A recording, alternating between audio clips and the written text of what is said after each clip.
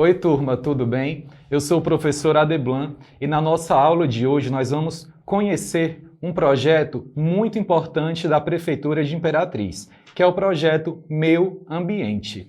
O projeto Meu Ambiente, ele vem trabalhar todas as temáticas que envolvem o nosso ambiente, a nossa casa, o nosso planeta Terra. E na aula de hoje, a gente vai conhecer o eixo 2, que é o eixo que fala sobre a nossa água. O nosso objetivo é conhecer as propriedades da água, saber quais que são os usos da água no meio ambiente, saber como que nós vamos trabalhar para usar essa água de forma mais consciente. Então, vem comigo. Olha só, você já observou que o planeta Terra é, na sua maior parte, azul? Por quê? Porque ele é conhecido como o planeta Água. Então, acompanhe comigo um fragmento dessa música muito conhecida e que você já deve ter ouvido ou lido a letra dela na sua escola. Planeta Água, Guilherme Arantes. Água que nasce da fonte serena do mundo e que abre um profundo grotão. Água que faz inocente riacho e deságua na corrente do ribeirão.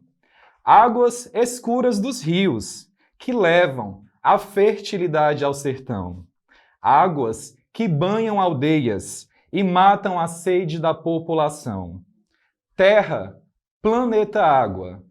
Terra, planeta água. Terra, planeta água. Olha só, você sabe que a água ela é essencial para o desenvolvimento da nossa vida, dos seres vivos. E seres vivos são todos os seres que possuem vida, Nós, seres humanos, os animais, as plantas, os insetos, as bactérias, todo ser que possui vida é um ser vivo. E a água, ela é essencial para a manutenção desses seres. E você sabia que 60% do nosso organismo é formado por água? Você sabia que nós, seres humanos, precisamos consumir, no mínimo, 2 litros de água por dia para termos boa saúde? Daí, a gente entende o quanto a água é importante para a manutenção da nossa vida e para a manutenção do meio ambiente do nosso planeta. Olha só, lembra que eu falei anteriormente que a Terra é conhecido como o planeta Água. Por quê? Porque 70% da Terra é coberta por água. Só que desses 70%, apenas 2,5% é de água doce, é de água própria para o consumo. Afinal, nós não consumimos água salgada, nós consumimos água doce. E de 70% de toda essa água do planeta, apenas 2,5% é de água doce, tá bom? E você sabia também que 13,7% de toda a água doce do mundo está no Brasil? Você sabe que aqui no Brasil nós temos uma grande quantidade de rios, de mananciais, Então, se a gente for comparar com todos os países do mundo, o Brasil é o país que possui a maior quantidade de água doce do nosso planeta. Só que como que essa água está distribuída? É isso que a gente vai ver agora. A água ela está dividida em 3 estados físicos, tá? O primeiro estado que a gente vai ver é o estado sólido. É aquela água lá das geleiras, do Polo Norte. Quando você pega a água e põe nos cubinhos para fazer o gelo, ali nós temos também a água em estado sólido. E a água em estado líquido, que é a água dos rios, a água que nós bebemos, Olha só que imagem linda, água no estado líquido, cristalina. E nós temos a água também no estado gasoso, Vapor, são as nuvens. Quando você coloca a água e leva ao fogo, que sobe aquele vapor, ali também é a água em estado gasoso. Na natureza, ocorre o ciclo da água, o ciclo hidrológico. Como que isso acontece? Observe a imagem, né? Nós temos a água do rio em estado líquido. Quando essa água recebe os raios solares, ela vai se transformar em vapor, né? Ela vai formar o estado gasoso, formando as nuvens. As nuvens vão se precipitar e vão formar a chuva. Essa água retorna para o ambiente em estado líquido. Dependendo da região do país e do mundo, essa água ela pode cair no estado sólido, tá? É o que nós chamamos de chuva de granizo. Aqui em Imperatriz já aconteceu, você se lembra? A água também ela tem algumas propriedades específicas, né? Para que a gente considere a água pura, ela precisa ter 3 propriedades. A primeira propriedade é incolor, não ter cor, né? A água ela é transparente, ela é clara. Você olha para ela e consegue enxergar através dela. Por quê? Porque ela é transparente, ela não tem cor. A segunda propriedade é inodora, não tem cheiro, né? Quando a gente sente cheiro na água, existe alguma coisa de errado, né? Às vezes, quando nós passamos por algum local poluído, a gente sente um cheiro ruim, né? Ali é sinal de poluição, não tem água pura. E a terceira propriedade da água, ela é ínspida, não tem sabor, né? A gente toma água e sente aquele sabor leve, né? Sabor de água. A gente não sente sabor de nada além de água. Se a gente sente algum sabor, seja qualquer que seja, significa que aquela água não é pura, não é própria para o consumo. Mas você já se perguntou como que nós podemos considerar a água pura?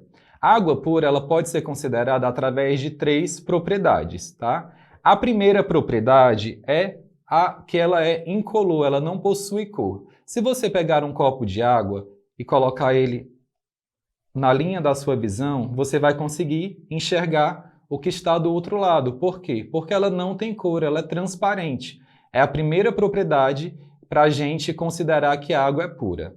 A segunda propriedade é que ela é inodora, né? Ela não tem cheiro. Quando você passa por algum lugar que aquela água possui cheiro, significa que é uma água poluída. Ela não é uma água pura, não é uma água própria para você tomar banho, para você consumir, tá bem? E a terceira propriedade é a propriedade da água que é insípida. Ela não tem sabor. Quando você toma água, ela é leve, né? Você toma, não tem sabor de nada. Por quê? Porque ela é pura. E novamente eu te digo, se você for consumir a água e sentir sabor de alguma coisa, significa que ela não está própria para o consumo. Ela deve ter tido alguma propriedade que mexeu, que alterou no sabor dela e ela não está própria para o consumo. Mas onde está a água no mundo, né? A água ela fica nos mananciais. E nós temos 2 tipos de mananciais. Nós temos os mananciais subterrâneos e os mananciais artificiais. Nos mananciais artificiais, nós temos os rios, os lagos e os mananciais subterrâneos são todos os mananciais que a água está abaixo da terra, no lençol freático. Vamos ver nos exemplos. Olha só, o nosso rio Tocantins é um exemplo de manancial superficial. E os poços são exemplos de mananciais subterrâneos. Como você observa na imagem, a água ela fica lá embaixo, né? Então precisa cavar um poço para poder obter essa água que está lá no fundo, tá bom? Dando continuidade ao ciclo da água, outro fator muito importante é a cobertura vegetal, né? O que significa cobertura vegetal? É nós termos as áreas ali, principalmente próximos aos mananciais, aos rios, termos áreas preservadas, áreas com vegetação. E aqui nós temos 2 comparações. Um solo com vegetação, ele é um solo mais poroso. Então, quando a chuva vem, ela não vai tirar nada do lugar, porque as raízes das árvores sustentam aquela terra. A água da chuva penetra mais facilmente. Então, quando a água da chuva vem, vai penetrar na terra e essa água vai para os mananciais subterrâneos. A água restante é acumulada em lençóis subterrâneos. É isso que eu acabei de explicar. Quando a chuva vem, a água desce pela terra e vai acumular lá nos lençóis. E quando eu não tenho essa cobertura vegetal, quando a gente tem muitas áreas desmatadas, o que acontece? Nós não temos essa proteção para o solo. E aí vai ter um solo sem porosidade, vai causar muita erosão, né? E vai iniciar um processo de assoreamento dos rios, que é o que a gente vai exemplificar melhor nessa imagem. O que é o assoreamento, né? Quando a terra não tem quando o solo não tem essa cobertura vegetal, a água da chuva vem e ela vai descer carregando tudo que ela encontrar pela frente, né? E essas coisas vão para onde? Para os rios, vai para o leito dos rios. Agora vamos ver como que ocorre o processo de assoreamento, que é causado pela falta de cobertura vegetal, é causado pelo desmatamento, tá? Quando a água da chuva vem, ela vem carregando tudo para o leito dos rios. E vai acontecer o quê?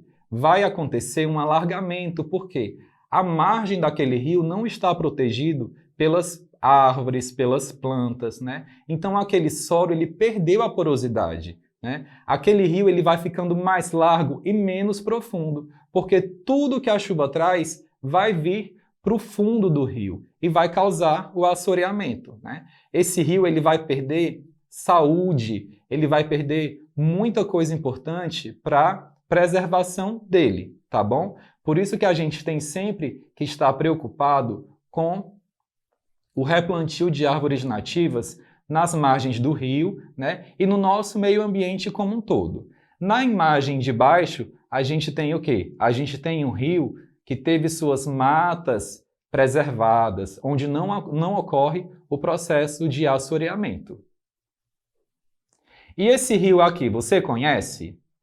Você reconhece essa imagem, né? Quem aqui que já foi nas praias do nosso rio Tocantins? Nós temos aqui uma imagem do rio Tocantins, do período de veraneio na nossa cidade, onde o rio recebe muitos turistas da nossa cidade e de outras regiões. Você já se perguntou qual que é a história e a importância do rio Tocantins para a nossa vida, para a nossa cidade? Olha só, o rio Tocantins, apesar do nome dele ser Tocantins, ele não nasce aqui do nosso lado, no Tocantins. Ele vai nascer lá no estado de Goiás, né? Ele passa pelo Goiás, pelo Tocantins, pelo Maranhão e pelo Pará. O rio Tocantins ele também possibilita geração de renda para uma infinidade imensa de famílias, famílias que vivem da pesca, do transporte, né, os barqueiros, os pescadores. Nós temos muitas famílias que tiram seu sustento do rio Tocantins. O rio Tocantins, para quem é de Imperatriz, também é o rio que nos dá o quê? Que nos dá água. É de lá que vem toda a água que nós consumimos aqui em Imperatriz, tá bom? E você sabia que o rio Tocantins também possui 3 hidroelétricas? Olha só, nós temos a hidrelétrica de Lajeado, no Tocantins, nós temos a hidrelétrica de Estreito, aqui próximo de Imperatriz, no Maranhão, e nós temos a hidrelétrica de Tucuruí, no estado do Pará. Daí você imagina a importância que o rio Tocantins tem para a nossa sociedade. Por isso, devemos sempre preservá-lo. Mas você já se perguntou de que forma que nós podemos preservar o rio Tocantins? Que atitudes que nós precisamos ter para manter sempre o rio Tocantins com uma boa saúde, sem lixo, sem poluição? Então vem comigo. Olha só, o primeiro passo para a gente cuidar melhor do nosso rio é racionalizar o uso da nossa água. Então a gente deve usar a nossa água com inteligência, né? O que é usar água com inteligência? Ah, eu vou pegar uma mangueira de água e aguar a minha rua? Não, eu vou estar jogando água tratada no lixo. Por quê? Porque aquela água ali eu poderia usar para estar tomando banho, para estar fazendo minha alimentação, para estar tomando água. E aquela água tratada que eu joguei na rua, ela não volta para o meio ambiente. tá bom? Então a gente tem que pensar sempre nas formas de uso da nossa água para cuidar do nosso rio. Outra coisa muito importante é promover sempre o tratamento dos esgotos, de tudo aquilo que vai pelo ralo do nosso banheiro, tá bom? Captar a água da chuva e do ar-condicionado para reaproveitamento. Sabe o teu ar-condicionado que você usa em casa? Ele tem uma mangueirinha. Por ali desce água. Coloque um balde ali debaixo e você vai observar que aquele balde rapidamente vai ficar cheio. Com aquela água do balde, você pode usar ela para lavar sua casa, lavar sua garagem, jogar na sua calçada e você não vai estar usando a nossa água tratada do Rio Tocantins. Você vai estar reaproveitando a sua água.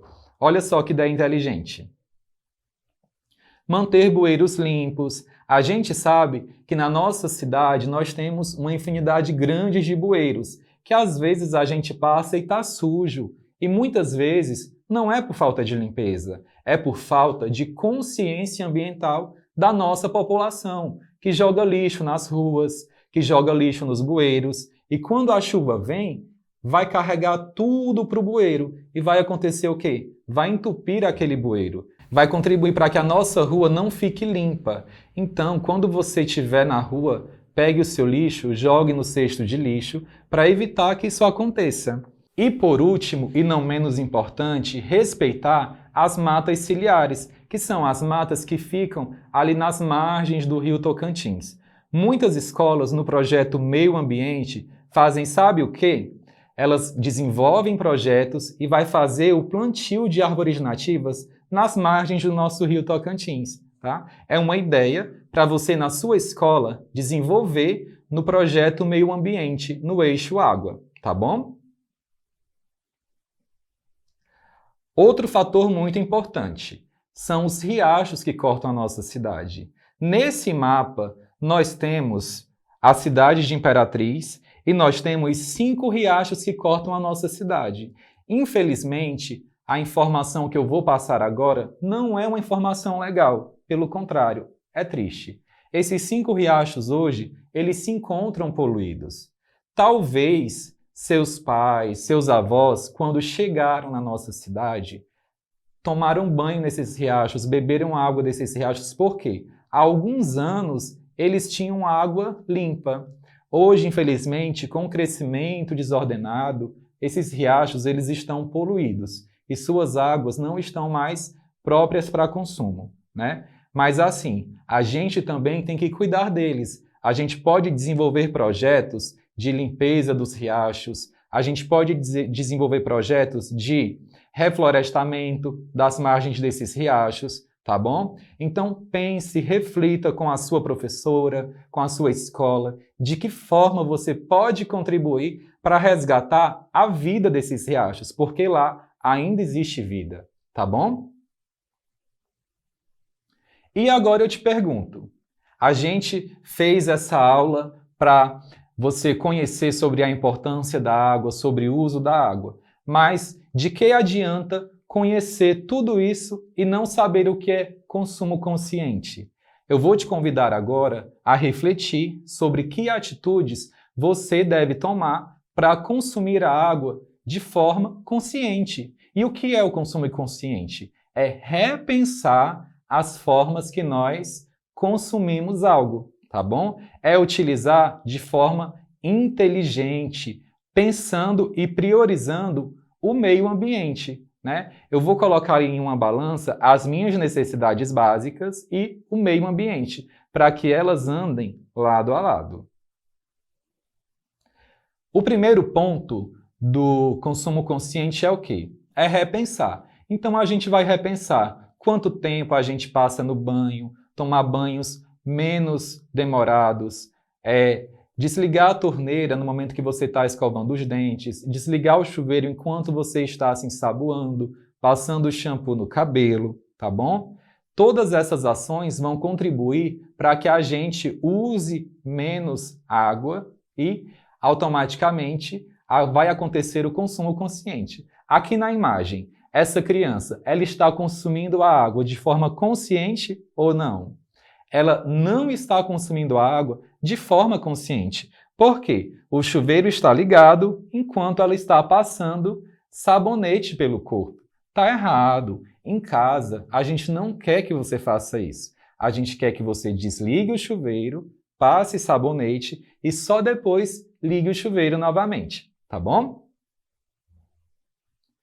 O segundo ponto é evitar o consumo de produtos descartáveis. Aquele produto ele é descartável para você, mas não para o meio ambiente. Por quê? Porque você usa uma vez e joga ele no lixo. E aquele lixo sai do meio ambiente? Não, ele continua no planeta Terra. Ele vai para os lixões, onde muitas vezes ele não vai ser reaproveitado. Então, se você pode substituir o uso de um produto, de um material descartável, por um copo de plástico, por um prato de plástico, sempre utilize esses produtos que são reutilizáveis, tá bem? E se nada disso adiantou, se você precisou usar o produto descartável, se você precisou usar a sacola de plástico, se você precisou usar a garrafa PET, mas o que eu posso fazer para corrigir ou para melhorar a minha atitude? Eu posso fazer a coleta seletiva, que é o quê? Eu depositar cada tipo de lixo, né? Eu vou classificar ele por material e depositar em uma lixeira específica. Na sua escola, existe várias lixeiras de coleta seletiva, onde você pode praticar essa atitude e contribuir diretamente para a preservação do nosso meio ambiente. Por quê? Porque todo produto reciclável que você coloca nessa lixeira, ele vai para uma indústria, onde ele vai ser reaproveitado, tá bem? E também nós não devemos jogar lixo nos rios, jogar lixo, na verdade, em qualquer ambiente, porque aquele lixo ele sempre vai ter um tratamento inadequado. Se eu jogo lixo no rio, ele vai para o rio. Se eu jogo no riacho, ele vai desaguar no rio. Então, não jogue lixo na rua. Jogue sempre lixo no lixo, tente separar os resíduos que você utiliza, os materiais descartáveis, dos materiais orgânicos, dê direcionamento para o material reciclado que você tem em casa, até porque você pode pegar esse material e vender, né? E esse material vai retornar para você em dinheiro, em renda. Você pode vender as latinhas de cerveja, de refrigerante, as garrafas PET, papelão, e além de contribuir com o meio ambiente, você vai estar recebendo por isso. Olha que legal! Agora, eu vou te convidar a fazer algo bem bacana, tá bom? Vamos imaginar que a Terra está aqui na nossa frente, que o planeta Terra está aqui. Vamos abraçar o planeta Terra. Abraçou o planeta Terra? Certo. Agora, que atitude a gente vai ter para abraçar? Porque você sabe que quando a gente ama, não é da boca para fora. Quem ama, cuida. E você ama o planeta Terra? Mas você está cuidando? Se você falar que ama, mas não está cuidando, você não ama. E eu quero ver agora se você, de fato, ama o planeta Terra. Você vai ser detetive da TV do CAIDS. Você vai ser um fiscal do meio ambiente. Eu quero que você observe na sua casa, na sua escola, que atitudes que você está tendo para consumir a água de forma consciente. Vou te convidar para gravar um vídeo falando: "Oi, professor, tudo bem? Aqui em casa, nós reutilizamos a água que a minha mãe lava roupa para lavar o banheiro." Olha só, uma atitude de reutilização. Pense, reflita, grave um vídeo para a gente mostrando que você é um fiscal do meio ambiente e mande nesse número que está aparecendo na nossa tela, tá bem? Eu te aguardo. Quero ver você aqui na TV do CAIDS. Por hoje ficamos por aqui e até a nossa próxima aula. Tchau!